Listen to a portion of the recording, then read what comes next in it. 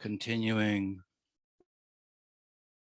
51, Chapter 6, The Ways to the Path and its stages, and its states and stages.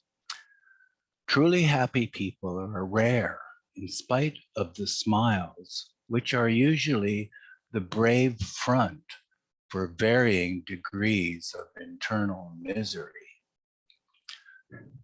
Yet everywhere and in every walk of life, man is longing for happiness and searching desperately for some means of breaking out of the trap which his life has become.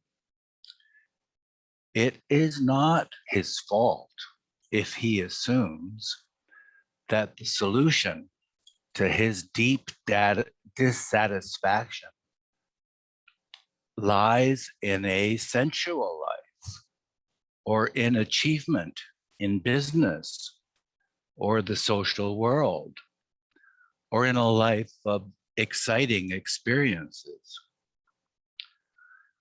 Neither is it his fault if life is not usually long enough to teach him factually that he would find even more profound disillusionment if these goals were to be fulfilled to the hilt.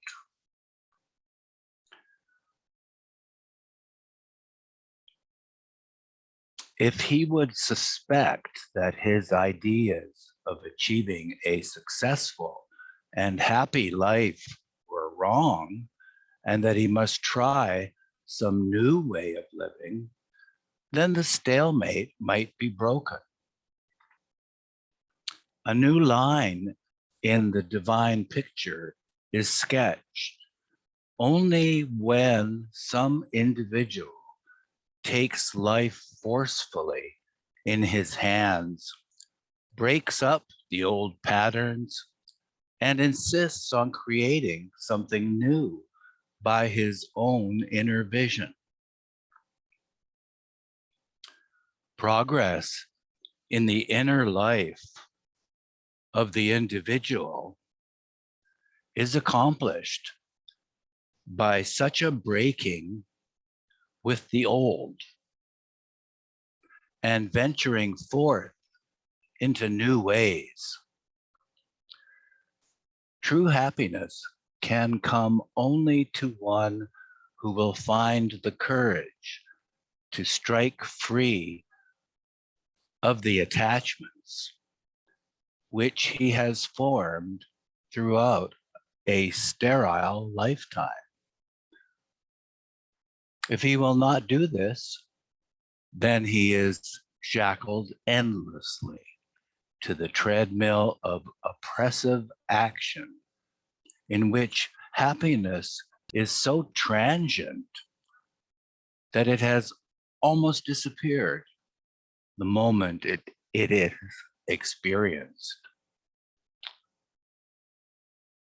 After it has disappeared, there is left only the persistent, bottomless vacuity of mind, which strangles life, regardless of repeated efforts to fill it with endless experiences. Such suffering comes from blunt ignorance or persistent attachment to illusion. The average person plays with illusion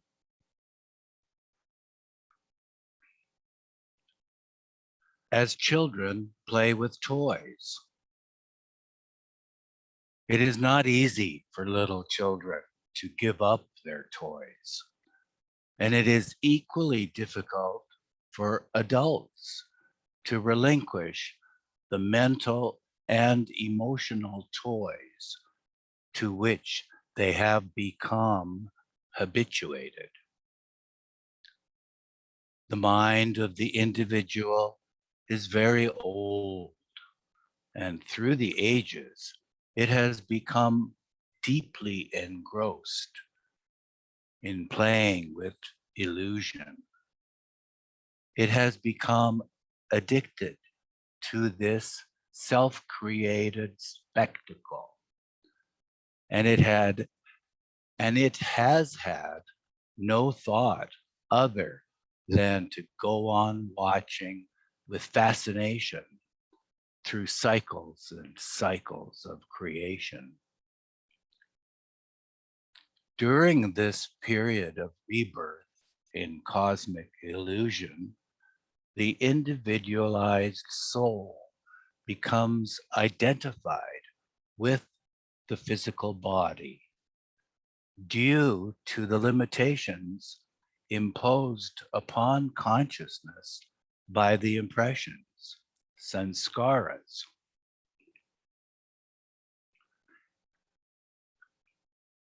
Its knowledge of reality is therefore necessarily restricted to the products and inferences of sense perception. Information so obtained is completely inadequate and even misleading insofar as the true nature of reality is concerned. The quest for happiness is irretrievably enmeshed in the problem of the illusion of the world of form, with which the individual self has become identified through the body. If this illusion can be shattered, the shackles which bind happiness are automatically shattered as well. But how to shatter the illusion?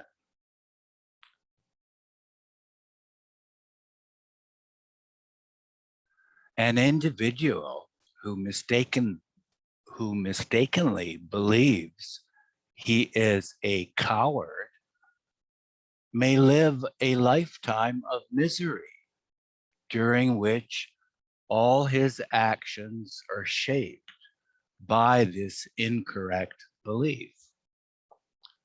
But if some event in his life challenges him so deeply that he unthinkingly strides forth with great courage, then the illusion will suddenly vanish and he will see himself as a different being.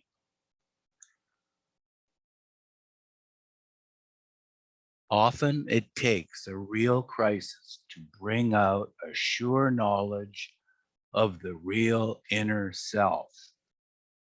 And it is always a creative knowledge.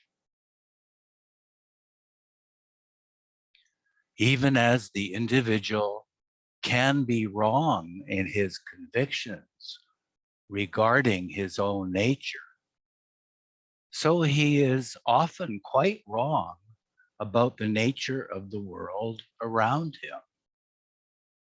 In reality, it is a world of illusion that separates him from his true birthright of freedom and happiness in oneness with the One.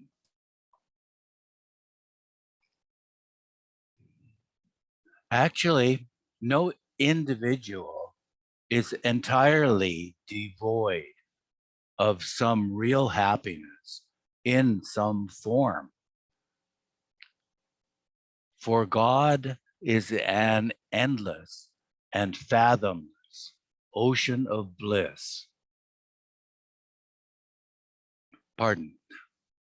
For God as an endless and fathomless ocean of bliss is also within every person. And no one is entirely cut off from him.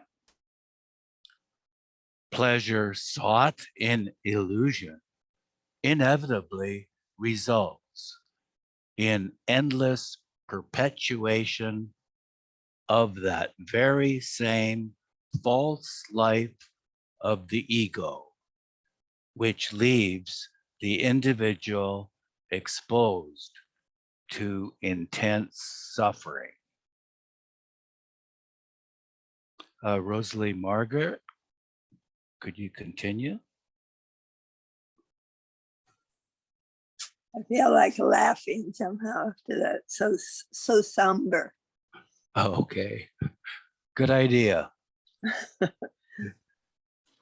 You need to lower it a little because my little camera thing blocked. Here, that's good. The whole play of illusion and the suffering it engenders functions by the divinely established law of karma, cause and effect. Therefore, suffering must be accepted with grace and fortitude. It must be remembered that one's own actions are the cause of much of one's suffering, and therefore wise action can minimize it. But real alleviation of suffering requires spiritual enlightenment. And for that, man must turn to the perfect masters and the God-man, Avatar. If the world of form is only an illusion of reality, and if its harvest is such a rich one of misery, then why should its experience be required of the soul? Life in the world of matter is an unavoidable phase in the progress of the individual, inasmuch as it provides the field for action.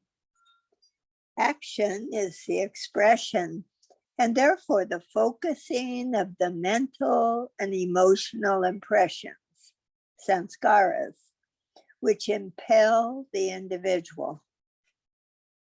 As the individual acts, other motivating forces incompatible with that momentary effort are withheld.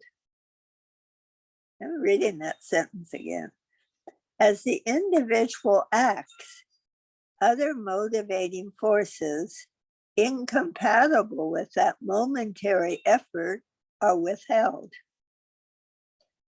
Action is the paramount means through which the individual exercises discrimination in choice and adjustment between the many claims exerted upon his consciousness. Action also links a large number of individuals together through the innumerable karmic ties which have arisen out of past service and bondage. The material world offers the necessary environment for this interchange and interdependence. On one hand, these karmic ties trap the mind in a complex web. On the other hand, they facilitate collective life with all its opportunities for exercise of love, sacrifice, service, and mutual help. Through the negative lessons of hate and malice, as well as the positive lessons of love and service, the individual finds himself compelled to participate in collective effort. The mind's seeming isolation is continually invaded by the life streams of other minds, ultimately enabling the individual to abandon entirely the illusion he had entertained of being separate. Thus, he gradually comes to realize the unity of all life. I have to plug that line there because between 4 a.m. and 6 a.m. is a great time to not have that invasion by other life streams. The mind's seeming isolation is continually invaded by the life streams of other minds, ultimately enabling the individual to abandon entirely the illusion he had entertained of being separate. Thus, he gradually comes to realize the unity of all life. In spite of the suffering entailed, experience in the material world of action is thus not without compensating value. It constitutes a necessary phase in purifying the consciousness of the mind from all illusion in order that it may be transmuted into the consciousness of the soul. One sees then that the material and spiritual worlds of lower and higher illusion play an irreplaceable role in the divine game, which has as its goal that man shall become consciously aware of his own divinity. The positive values derived from the divine sport in illusion cannot be harvested without simultaneous collection of the residual byproducts of the coming to consciousness, termed impressions or samskaras. A newly constructed building is not considered to be really completed until the debris of construction has been cleared away. Similarly, the fully developed individual consciousness is not available for union with the divine until these residual products have been cleaned away and there is left only the completely untrammeled unitary nature of the individualized soul, now fully conscious of self. As discussed earlier, in the process of both sleep and death, the individual returns unconsciously and briefly to the beyond state of God. In it, the soul achieves refreshment before it returns first to the subconscious state of ordinary dreams or the intense subconscious state of heaven or hell, and then to the ordinary conscious state of wakefulness or reincarnate life. The individual cannot remain in the beyond state of God for long, and for very important reasons. The goal is to achieve the full awareness of consciousness, which is fully achieved when all of the residual impressions have been dispelled. Full consciousness is achieved in the first human form, but remains captured, so to speak, by the residual impressions, which continue to exist regardless of the waking or sleep state of the individual mind. It is as if they continued to stand as the unpaid balance of the price of consciousness. It is due to the standing impressions or samskaras that the individual consciousness must return again and again from oblivion to square its account with illusion in illusion. However, consciousness must eventually disengage itself from enmeshment in the material realm of action.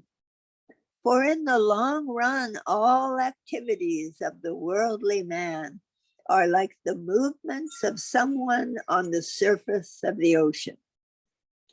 He develops some knowledge of the ocean of life through these activities, but only as much as is obtainable through exploration on the surface of the ocean. The time inevitably comes when he wearies of surface wanderings and makes up his mind to plunge into the depths of the ocean of life. Thereupon, he becomes deeply concerned with the riddles of whither and whence. And this fact constitutes his spiritual birth, by which he is eventually ushered onto the path. The path of divine knowledge has both beginning and end. In rare cases, a pilgrim, oh, my thing's covered. You have to lower it a little bit, Eugene. A pilgrim may be very advanced due to efforts in previous incarnations. In such case, he may attain divine knowledge instantaneously as a gift bestowed upon him through the grace of a master. In most cases, though, the pilgrim has to travel the path by stages, attaining this knowledge gradually. The understanding of God, which the average person attains through belief or reasoning, is so far removed from true understanding that it cannot be called inner knowledge. Such true knowledge, gnosis, does not consist in the construction or perception. It's blocking, my little camera thing's blocking again. Lowered a little bit.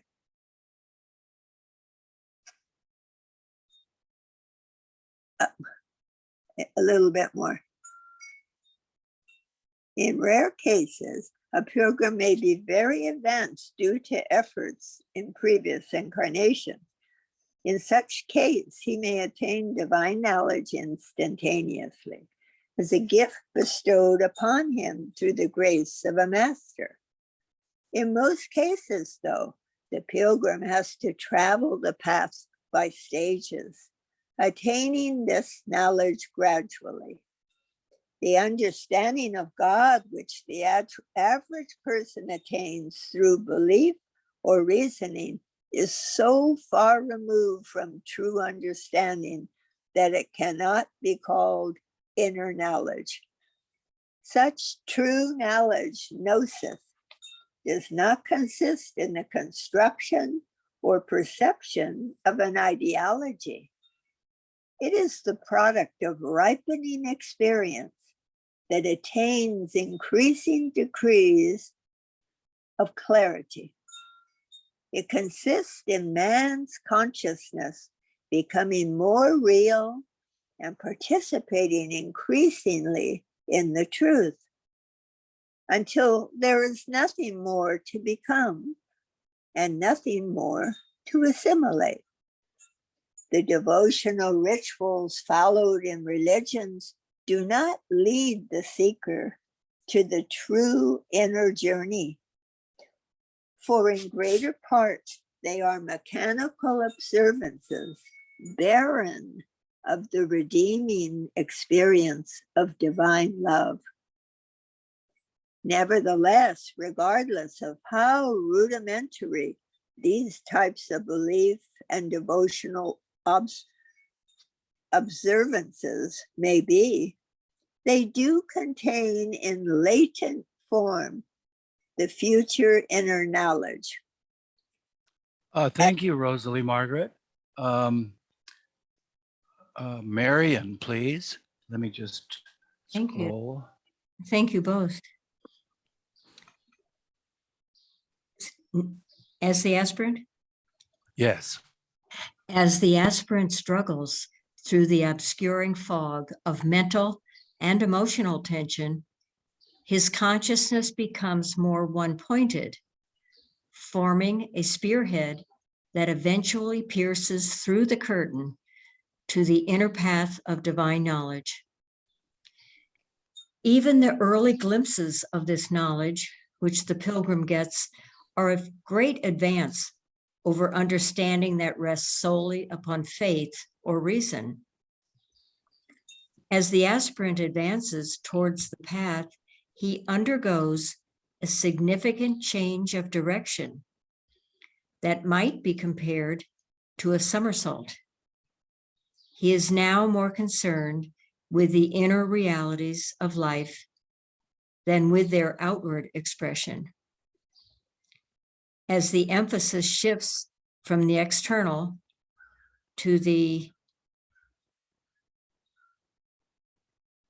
internal aspects of life, the deepening of consciousness is greatly accelerated. Now consciousness is no longer committed primarily to external incidents or routines, but is directed towards the deeper and truer aspects of being that demand greater integrity of thought and feeling. Caught up with this deeper awareness of the self is a concurrent deepening of perception into the workings of the world. A refocusing of consciousness occurs, which is far-reaching. All the avenues through which the individual conducts his search are radically transformed by the sincerity and concentrated purpose of his effort. The increasing depths of his internal understanding suffuse every aspect of life, giving it new form and meaning, and causing him to hasten his exploration with the greatest exhilaration. Poise of the mind, born of the pilgrim's new understanding, automatically and unwittingly brings about a readjustment of material surroundings. And he finds himself at peace with the world. Conservatism, intolerance, pride, and selfishness are shed, and everything takes on a new meaning and purpose. Sinner and saint appear to be waves on the surface of the same ocean, differing only in magnitude. Each the natural outcome of forces in the universe, rooted in time and causation.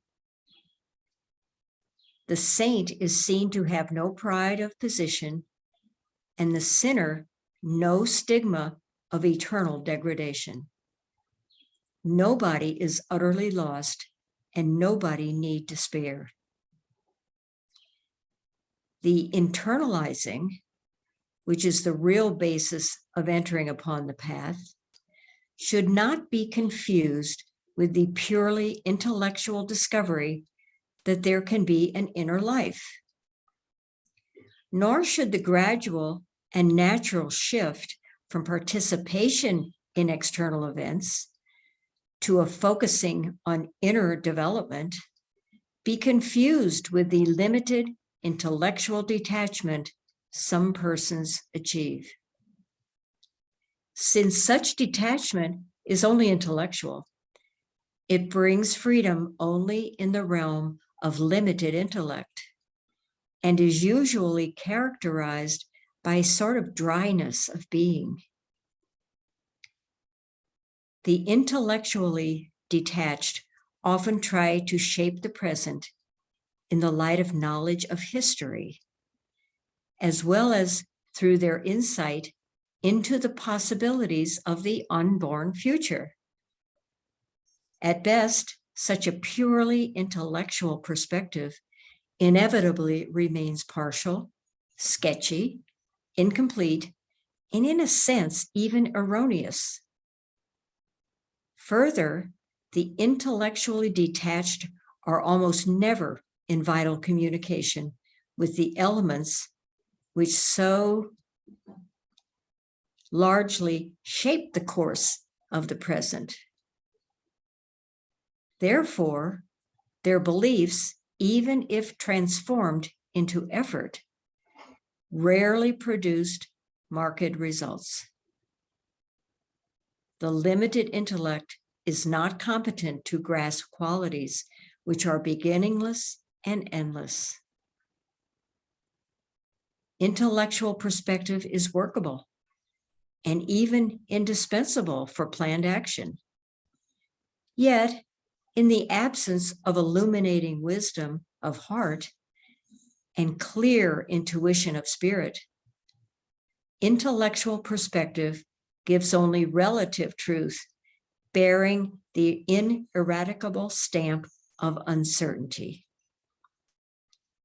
So-called intellectually planned action is really the product of weighty subconscious forces which have not yet risen to the threshold of consciousness of the planner.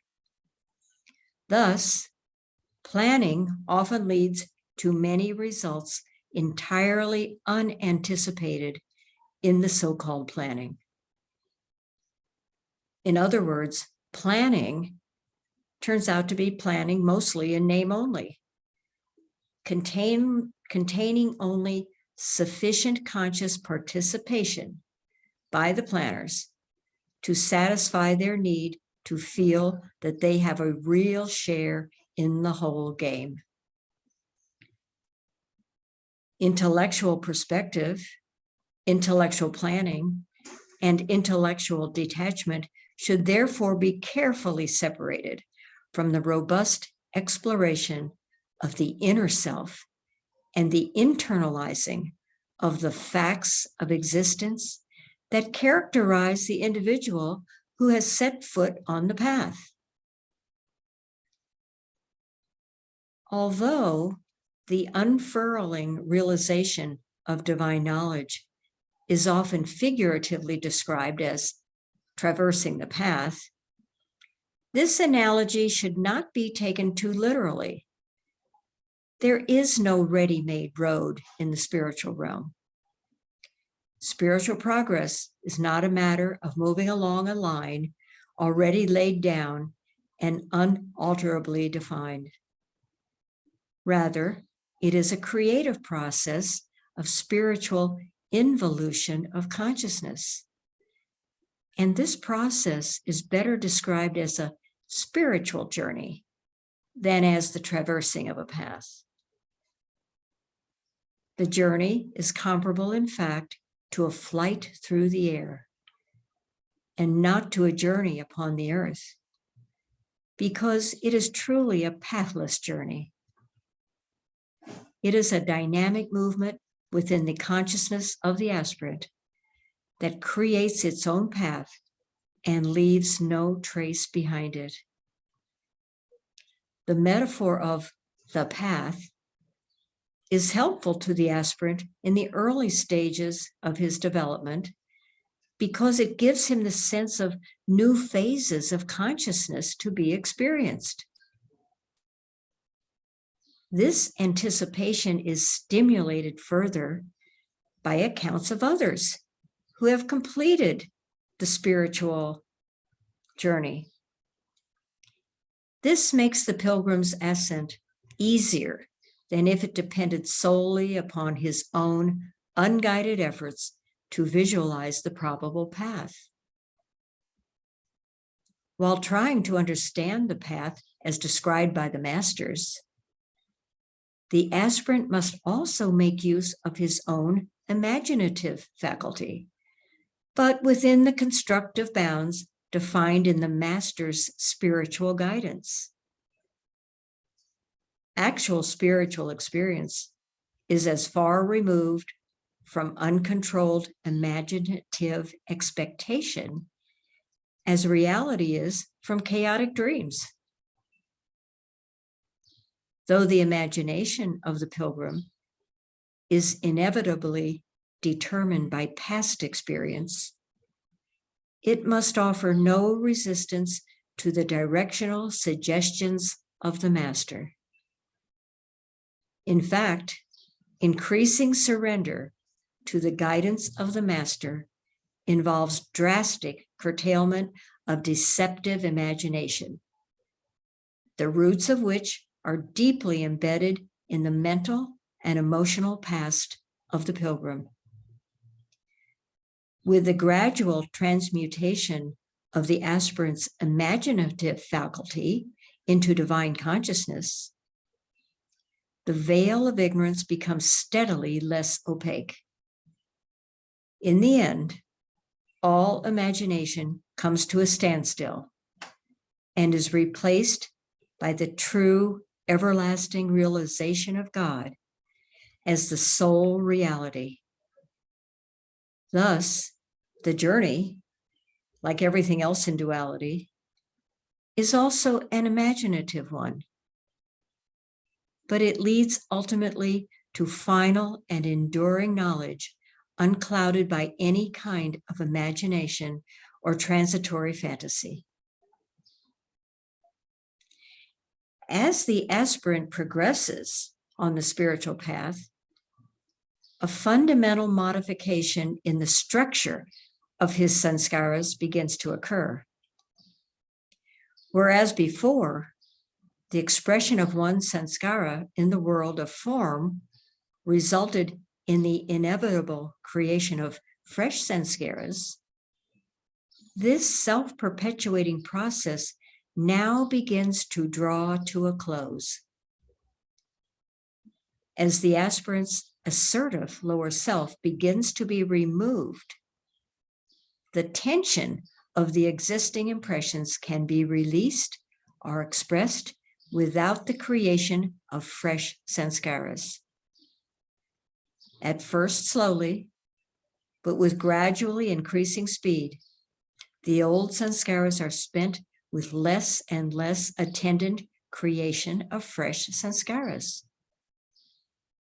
With the final cessation of the formation of fresh sanskaras, all past impressions naturally unwind to the finish, and then, free of all impressions, the soul stands fully self-conscious forever.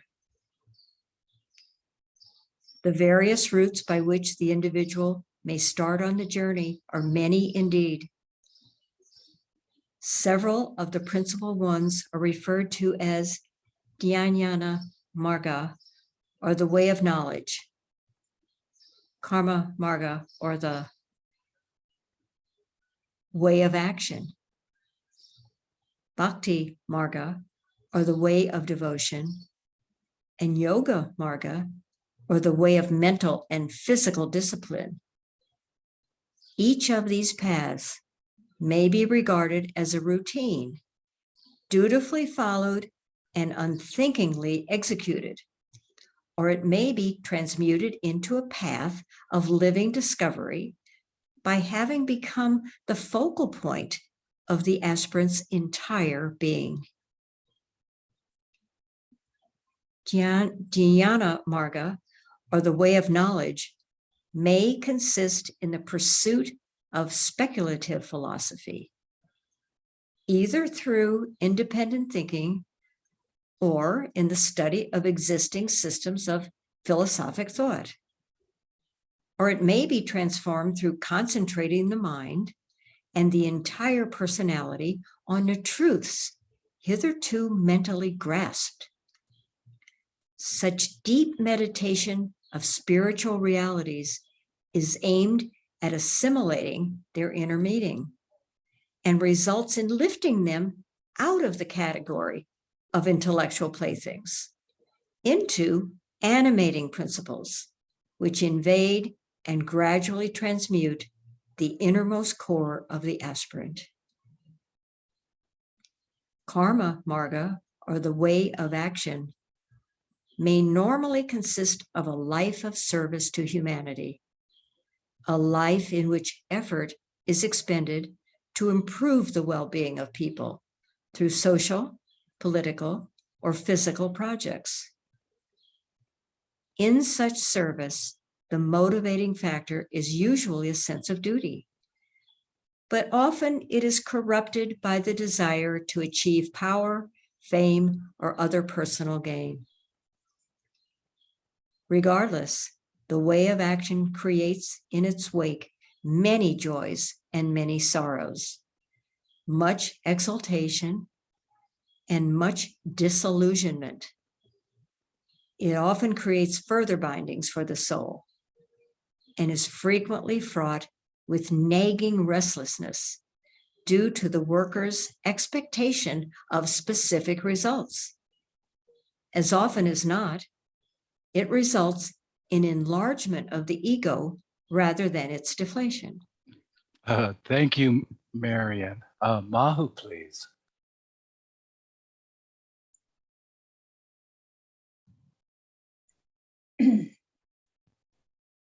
On the other hand, internalizing this same way of action renders it pure, safe, and spontaneous. In such case, the aspirant may still be engaged in humanitarian work, but that work is no longer entangled in personal ambition. Such service is not a mechanical response to a sense of duty, but a spontaneous expression of voluntary love. Through it, man gradually becomes purer, is freed from many limitations, and finds peace of being as he becomes wholly detached from the results of his actions. Under the enlightening influence of inner understanding, the life of action helps in the elimination of the ego mind and quickens the pace to attainment of true consciousness. The inner spiritual path is irreplaceable because of the welling up of divine love, which occurs during its course. Even in Bhakti Marga, as the ordinary religious man of the world practices it, this upwelling of love is absent. It is only in the inner transformation of the way of devotion that the aspirant is initiated into that spontaneous love which needs no other observance for its realization. Such love springs up spontaneously in the heart under the quickening touch of the Master's grace. Yoga Marga, or the way of mental and physical discipline, is also capable of producing a complete transformation in the aspirant by unfolding the inner path of gnosis or irfan in him. In his attempt to gain control over mind and body, the worldly man often resorts to these yogic practices and austerities to achieve the discipline he covets. There are three main systems of yoga. One, Hatha Yoga, which consists of self-mortifying asceticism and physical austerities. Two, Raja Yoga, which is the process of mental self-denial through resistance to all desires. and the positive system of pranayama, which consists in the awakening of the kundalini and meditation through an ascending order of exercises. It is characteristic of all the different systems of yoga that they emphasize the purification and preparation of bodies or vehicles for consciousness, rather than concerning themselves directly with the onward movement of the consciousness itself.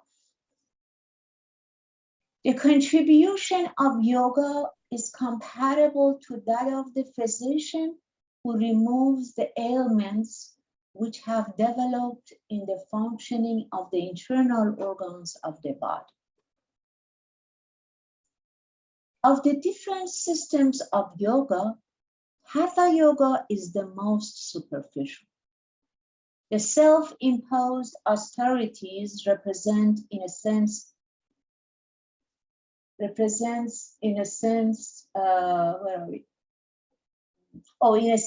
a pressuring of God or of a God realized master for either power or realization.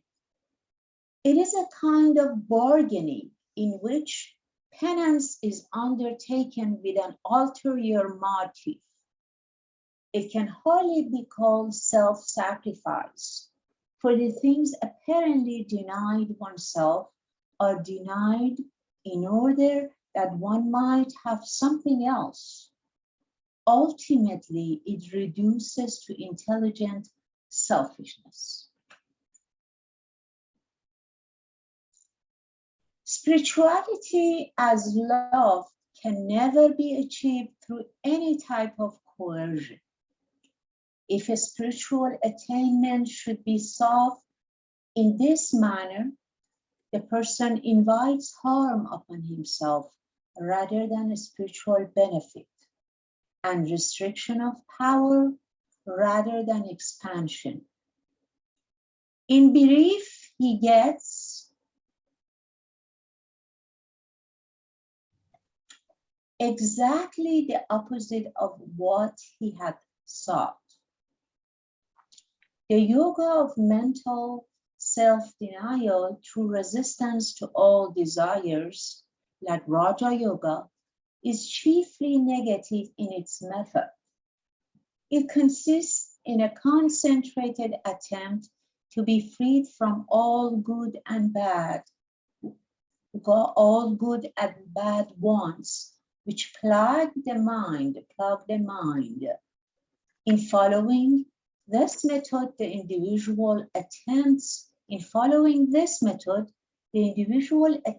to avoid all wants and desires. This in itself is a form of wanting, for it is wanting, a state of wanting nothing. However, this form of yoga, when carried to its extreme limit, can result in the subjective annihilation of the ego structure of desires. The positive system of yoga, consisting in the practice of pranayama or breathing exercises, gives increased control over prana or the vital energy. It also includes the awakening of the kundalini, of the latent spiritual power in man, and is supplemented by an ascending order of meditation exercises. But in this yoga, there is the danger of the aspirant having a quote-unquote fall and retrogressing spiritually if he misuses his awakened occult powers. This he inevitably does if these powers are awakened before he is spiritually ready.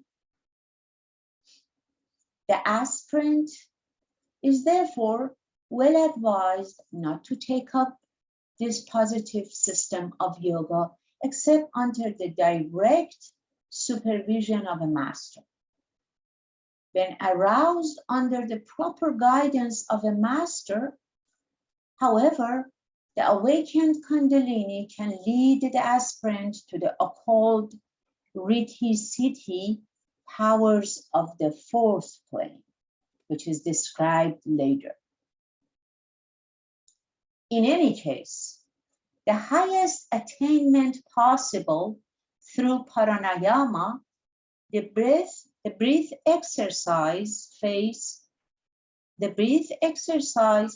the positive system of yoga is that of the objective or semi-illumination of the fifth plane.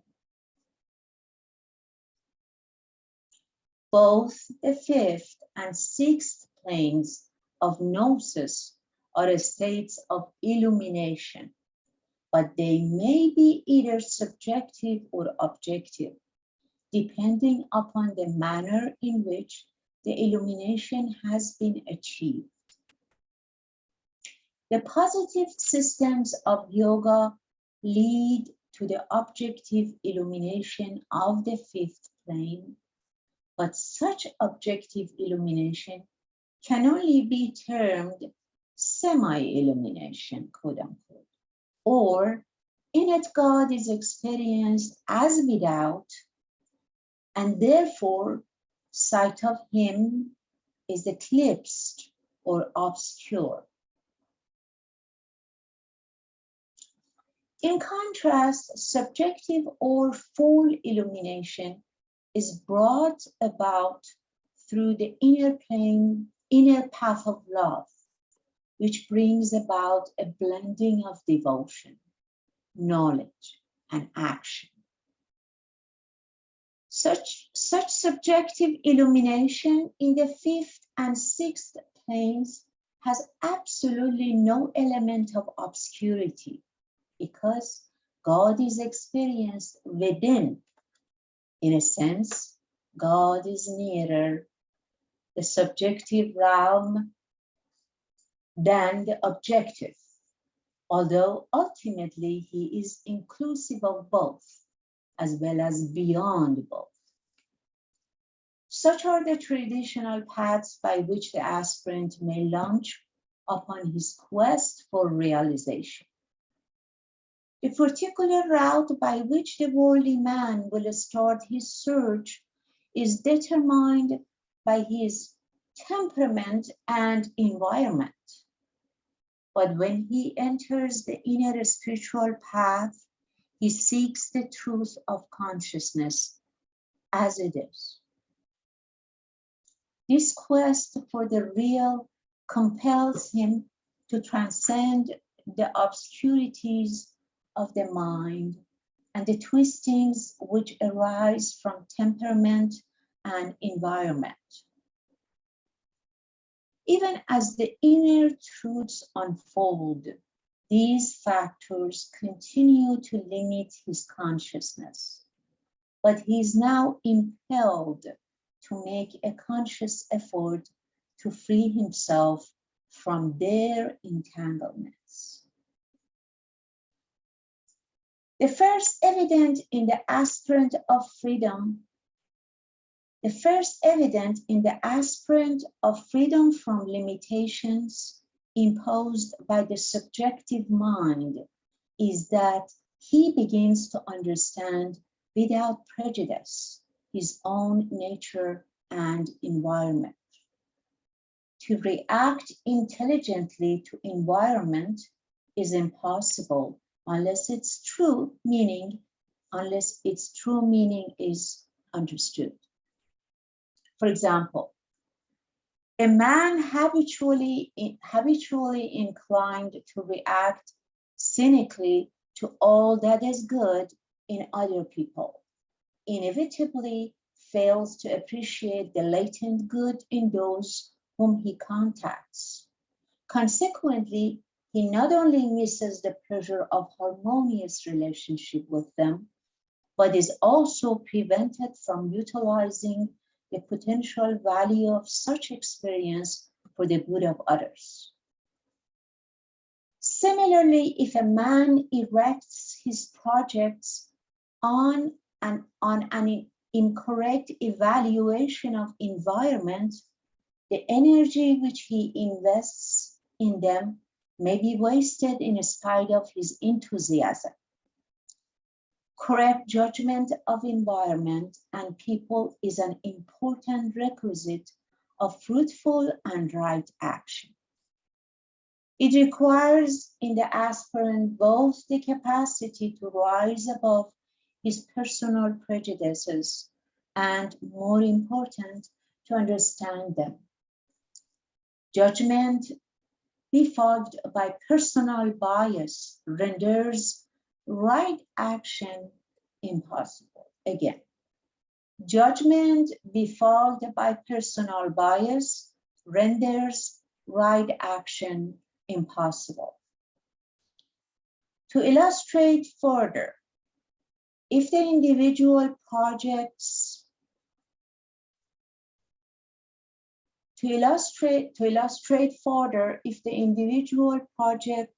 the content of his own subjective desires upon another human being, seeing in that person the fulfillment of his emotional longings, and if he acts under the impulse of that blind driving force, then disappointment is inevitable.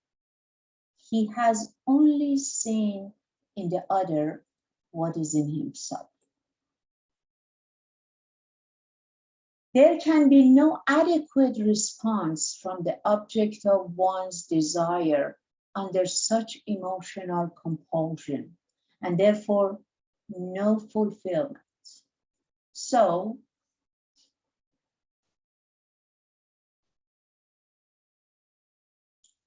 true understanding of environment is as necessary for attaining soundness and depth of feeling as it is for engendering efficient creative action. Such true understanding is achieved only when the aspirant frees himself from temperamental compulsion. Thank you, Mahu. So next week we'll start here at the top of page 163.